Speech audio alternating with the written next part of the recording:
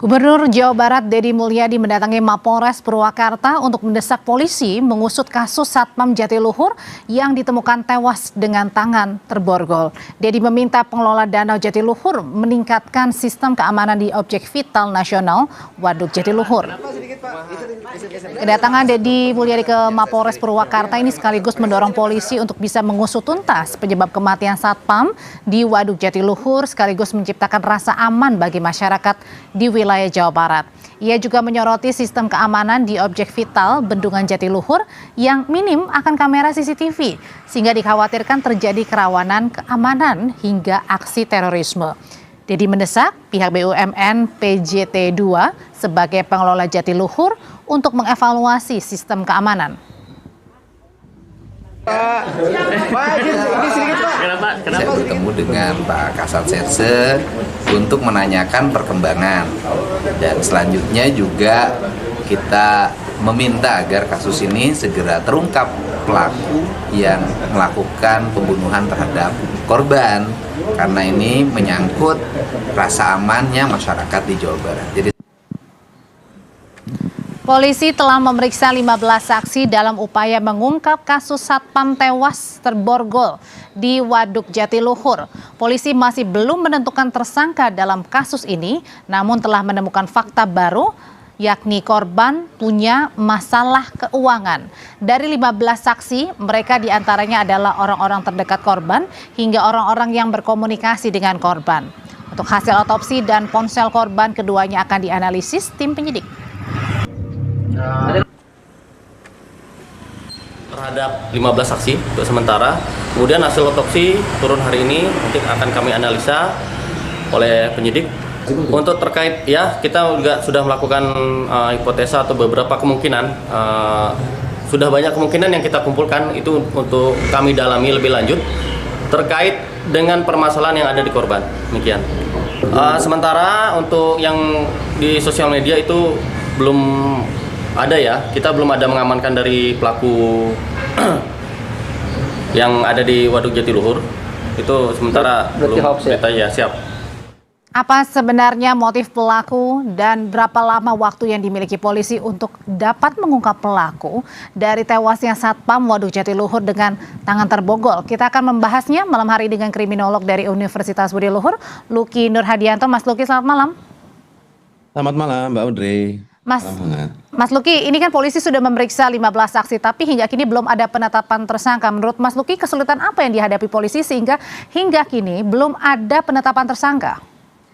Ya, sebelumnya tentu turut berduka kepada pihak keluarga ya dari tadi dua kasus yang memang diketengahkan. Nah, tadi berkaitan dengan pertanyaan yang diberikan, sebenarnya dalam konteks ini tentu pihak kepolisian harus bisa mengedepankan yang kita kenal sebagai scientific investigation di sana. Di mana akhirnya yang paling pertama adalah menentukan yang kita kenal sebagai cause of death di sana. Jadi saat kemudian ini bisa dikenali, maka kita bisa mengetahui sejauh mana kematian, mohon maaf ya, dari korban itu apakah memang karena ditenggelamkan atau bahkan kemudian yang kita kenal sebagai postmortem drowning. Apakah memang sebelum ditenggelamkan dia sudah dibunuh terlebih dahulu atau penenggelaman tersebutlah yang menyebabkan kematian dari korban. Maka dalam konteks ini pendekatan yang bersifat visum itu seharusnya bisa dikedepankan sehingga bisa diketahui sejauh mana kadar air yang berada di paru-paru atau kebalikannya sejauh mana tingkat luka fisik yang dialami oleh korban. Yang kedua, baru kita masuk kepada taraf yang lebih serius lagi adalah manner of death-nya. Jadi sejauh mana pula kematian tersebut dijadikan sebagai upaya untuk bisa melampiaskan kekerasan yang dilakukan terhadap korban, atau di sisi lain saat kemudian ini ada indikasi pemberat seperti adanya pemborgolan atau kemudian luka fisik, maka bisa kita ketahui di sini apakah memang di situ ada intimidasi yang dialami atau di sisi lain apakah tadi disampaikan oleh pihak kepolisian terkaitan dengan permasalahan keuangan. Nah, yang ketiga adalah sejauh mana pula akhirnya keterlibatan dari para saksi, terus kemudian barang bukti yang bisa diketengahkan. Tadi juga ada misleading bagaimana kemudian CCTV itu tidak ada, tapi di sisi lain ada keberadaan saksi-saksi dan kemudian ada media digital yang seharusnya bisa mengarahkan keterkaitan dari bagaimana akhirnya korban dihabisi atau bagaimana korban akhirnya meninggal. Mas Luki, meskipun CCTV-nya minim sekali di lokasi ya, ini kan sebagai barang bukti juga seharusnya yang bisa menguatkan begitu. Nah, tapi ketika minim CCTV ini bukan berarti kemudian susah atau sulit polisi untuk mengetahui siapa pelaku dan bagaimana kronologi korban ini meninggal atau tewas? Ya, sebenarnya lokus dari kematian tersebut kan sangat sempit ya Mbak Audrey ya. Saat kemudian kita ketahui bahwa lokasinya berada di tempat di mana korban bekerja, maka tentu para pelakunya adalah orang-orang yang memang berinteraksi secara langsung dengan korban. Sulit kemungkinan kita bisa mengidentifikasi stranger tiba-tiba muncul di sana.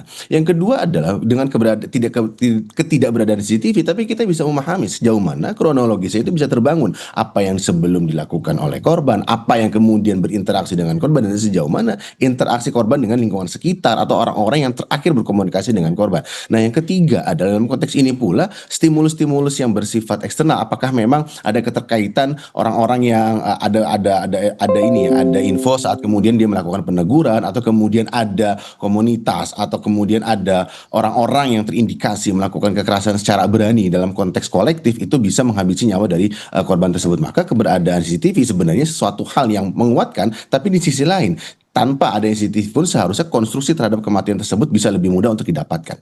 Oke, ada memang spekulasi ketika di media sosial jangan-jangan satpam ini tewas, terbunuh atau dibunuh karena tadi ya ada aksi peneguran terhadap beberapa orang yang melakukan aksi tidak terpuji di sekitar Waduk Jatiluhur. Nah, pertanyaannya adalah apakah tadi untuk mengetahui apakah tewas sebelum tenggelam atau ditenggelamkan, bisakah ini masuk dalam unsur perencanaan kalau sejauh yang Mas Luki lihat dengan tangan terborgol?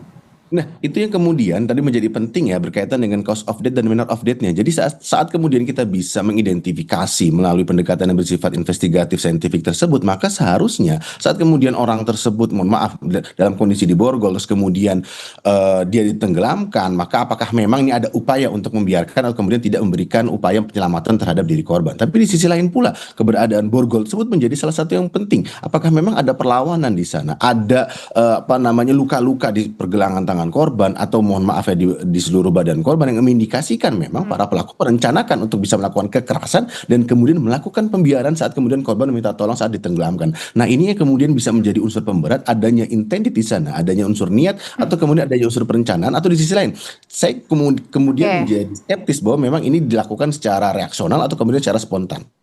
Mas Luki, satu pertanyaan terakhir, ini beberapa hari terakhir kan kita dikagetkan dengan beberapa peristiwa ya, salah satunya seperti satpam yang tewas terborgol ini. Nah, menurut Anda apa sih saat ini yang kira-kira melatar belakangnya kenapa beberapa orang ini tega melakukan aksi-aksi yang kemudian membuat kita geleng-geleng kepala, Mas?